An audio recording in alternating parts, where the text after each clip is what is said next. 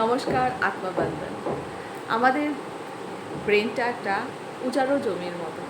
সেখানে আমরা যে বীজ রোপণ করব, তেমনি সেখানে বৃক্ষ হবে আর সেভাবেই ফসল হবে।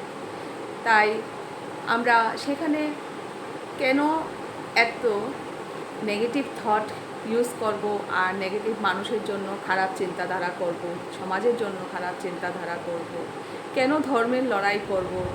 কেননা আমরা সেখানে ভালোবাসার বীজ রোপণ করি, যাতে সবার জন্য শুধু ভালোবাসাই থাকে, সেখানে কোনো রকম হিংসা না থাকে, হিংসা সৃষ্টি না হয়। হিংসা কোথা থেকে সৃষ্টি হয়? সেটাই আমাদের ভেতরের যে নেগেটিভ থট, সেটার দ্বারাই আমরা ক্রিয়েট করি সেই হিংসাকে। আমাদের খাওয়া, আমাদের চালচলন, আমাদের দেখার দৃষ্টিভঙ্গি, সেগুলি থেকেই সে সৃষ্টি হয়।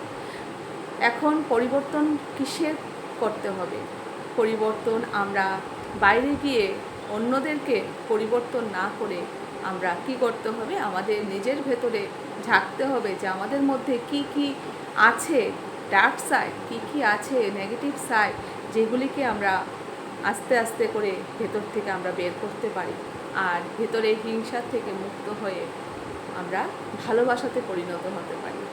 বাইরে যা দেখছি তা শুধু ইলিউশন। সব কিছু যখন আমরা নিজেদের প্রত্যেকটা মানুষ ঘরের মধ্যে নিজেদের পরিবর্তন করবে, বাইরের পরিবর্তনের দিকে না তাকিয়ে, তখন অটোমেটিক্যালি সেখানে শুধু শান্তি আর পিস আর ভালোবাসা তৈরি হবে। Thank you.